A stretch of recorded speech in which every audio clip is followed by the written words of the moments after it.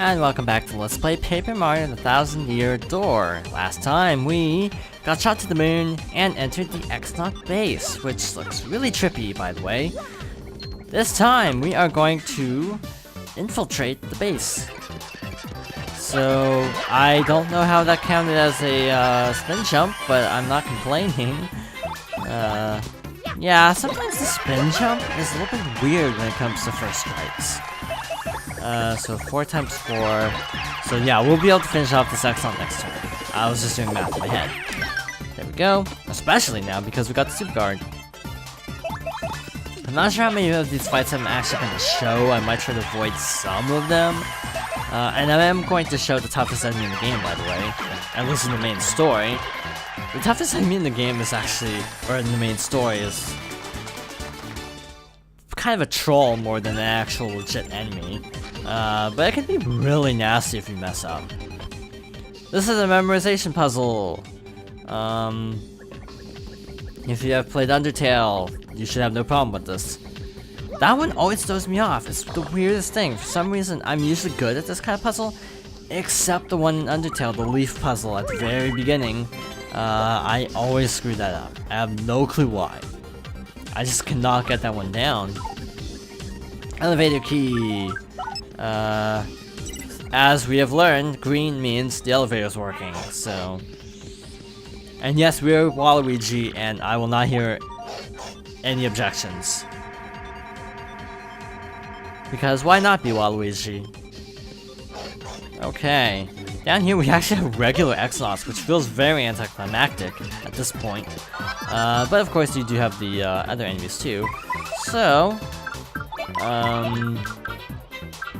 the best thing we can actually, what items do we have? Okay, we have those. The best thing we can actually do is probably do this. Actually, no, Vivian would have been better. Just because of FP. Button mashing, that's not the most pleasant sound in the world. Missed the super guard there. Luckily, he did not use the Thunder Rage, which is unblockable. So that was actually really lucky. And we can finish him off with a normal jump. Actually, the hammer would do more. The hammer would do 5 because it's in one continuous attack. The jump only does 4 because it's 2 attacks doing 2 each.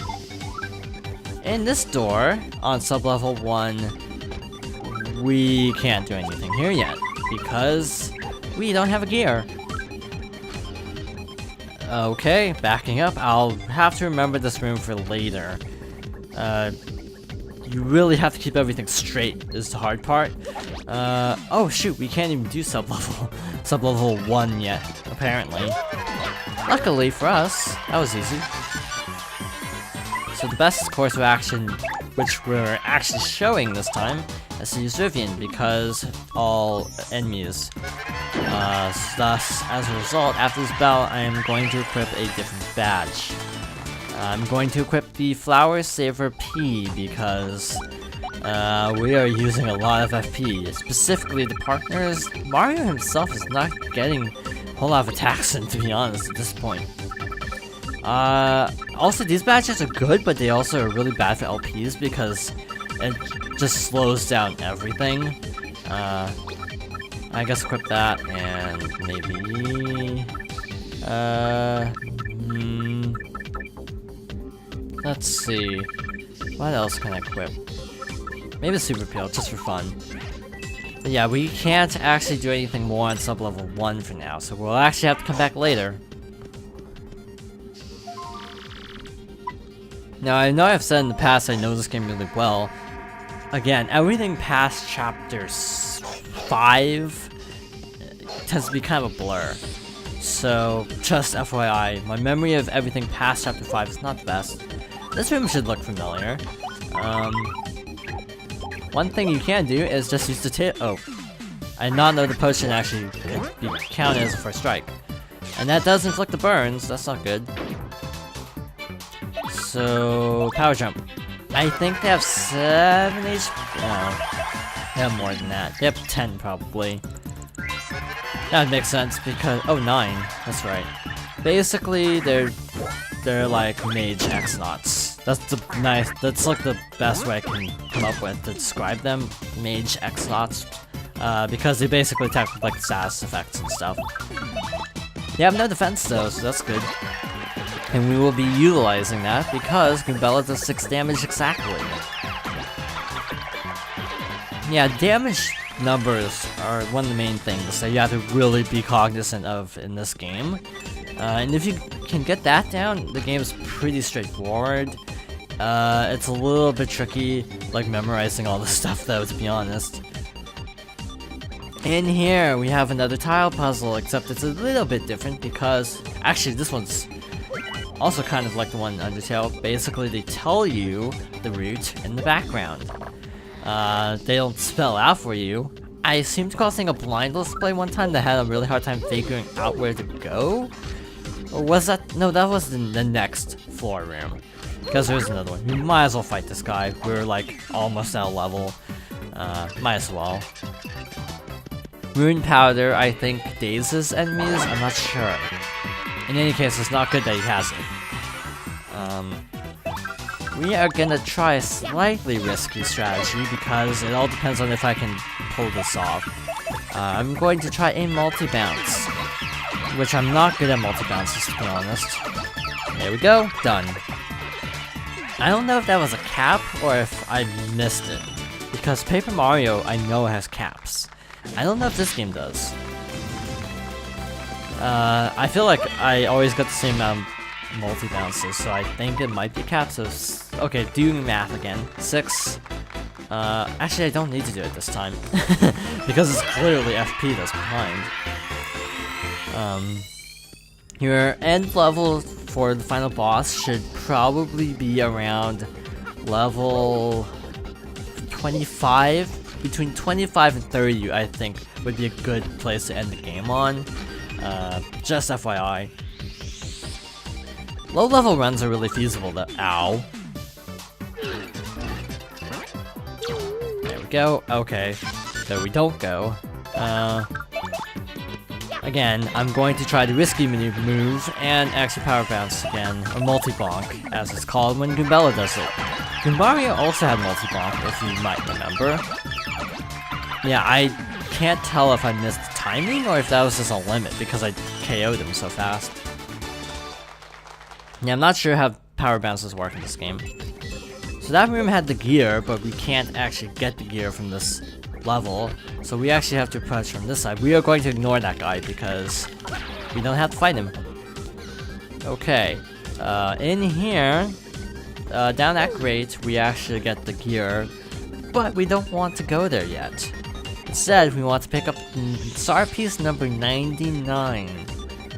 The remaining star piece being on sub-level 1, which we need the gear for. Coops. Bada bing, bada boom. So once we go back to sub-level 1, which we, I think, have to do anyway once we get a key card. Yeah. A lot to remember in this level. Also, this is kind of close to where, an Easter egg is, so I'll try to remember which room the Easter egg is actually in. Is it this room? I think it might be this room. Yes, it is. Once you leave the curtains, you are 8-bit yourself. So I'm going to de-equip the Waluigi color palette just for the sake of demonstration. And also, we are 8-bit Mario. Haha, haha, haha. We are awesome. Also, all of the partners are 8-bit, which is really cool. And I think the song plays, if I'm not mistaken. It's just I can't hear it because audio delay. Or non-existent audio, more like it. These guys are hard to dodge. This is basically Twilight Trail all over again, where the corridors are so tight that it's very hard to sneak by in these. We are gonna take the easy way out and just use Art Attack. Specifically these guys, because they chase you, I would recommend actually fighting them, because like the scientist X-Nauts throw potions at you. Those are easy to dodge. These guys just rush you. That is not so easy to dodge. So I would recommend just taking them out as you go along, make your life easier as you progress. But yeah, in the changing room, there's nothing of importance there. But we were actually in Grotus's room. That is the toughest enemy in the game that I keep alluding to. He sucks. There's a famous Let's Play video where player got stun locked, and I don't remember if they actually died or not. I'll have to look that up. It's kind of a well-watched video because it's very famous because of how unfortunate it was. Tackling the X-Yux mini is actually really hard. X-Yux. Okay, X-Yux. Yeah, they're designed to be unbeatable. Okay, this is what I was thinking of. 2 mini X-Yuxes at once. And it has an excellent success rate of immobilizing opponents. The hard part is whenever it has a full 4 mini X-Yuxes, it can just launch a barrage. That's bad. That's really bad. You don't want it to do that. If you let it stun lock you in the first place, you're basically screwed. Literally, there's nothing you can do because it just shoots a barrage of attacks. That was dumb. So, if you get immobilized in the first place, you're really out of luck. Basically, because it's that frustrating. Again, you just have to pray that you don't get immobilized, basically, is all you can do. And this, the perspective on the X-Yuxes is confusing a little bit, so I'm really botching the multi-bounces. I'm not 100%, but I'm not totally surprised I'm botching the multi-bounces because, again, the perspective is weird when bouncing across 4 things arranged in a V shape. Like a triangular pattern. It's not the easiest multi-bounce in the world. But again, as long as you prevent him from getting 4 X-Yuxes, or mini X-Yuxes, you will be fine. That is the condition. If he gets 4 X-Yuxes, you're basically screwed. There's like not a whole lot you can do, except pray you don't get immobilized. Just saying goes, pray to RNGesus. So, it is really not good. So yeah, don't let X-Yuxes multiply, basically, or you're basically toast. So we have the gear now, after that long-winded explanation, so we can actually get this, wow, weird. This is, oh, I see, it's an open hatch, that's why it doesn't work. Okay, so, do that, oh, what? Oh, duh, it's a pattern, but I don't remember what the pattern actually is. There we go. In the potion room, it would actually say. I'm just too lazy to read. So those 2 badges, oh. So basically it's a crane game. A, B, just like that. Basically, because you can actually see the circle, you just basically release the button once the item is fully within the circle. And achievement unlocked. This is the last star piece of Paper Mario the Thousand Year Door. I'm so glad I was actually, for the first time, able to actually get all the star pieces, because I've never done this before. I've literally never gotten all the star pieces before because I just never felt like it, basically. These badges over here, if I didn't already say it, I might have already said it, are the Feeling Fine badges, which prevent you from poison, and I think a couple other status ailments I don't remember. I don't think it's like a ribbon in Final Fantasy. I think it's more like those other ones that just give you like a couple immunities. Poison or dizziness. Okay, yeah, it doesn't protect you from everything. And frankly, the X-Nauts inflict burn, so that really doesn't help us at all. Enemies that inflict poison include like the Peachy Piranhas and also a boss in Chapter 8. So I would recommend picking these up. I wouldn't recommend equipping them. immediately because it's like a mid boss, literally in chapter like 8, like partway through. Towards the beginning of chapter 8 actually.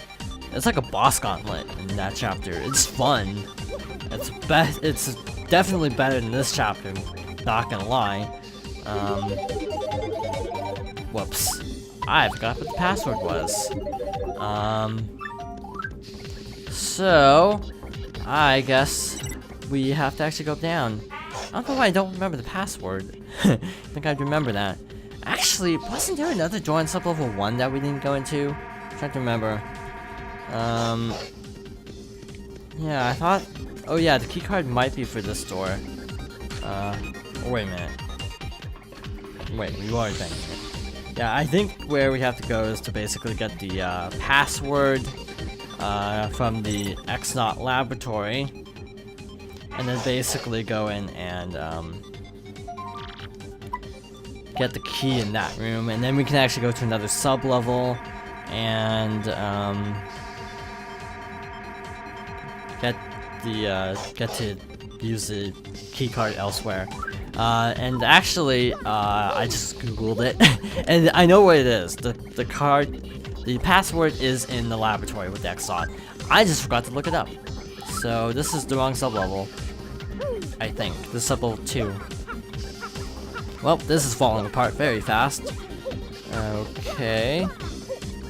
Yeah, sub-level 1. That's where we have to go. Yeah, the whole level 1 and sub-level 1 is really confusing. It's called level 0. Why don't ya?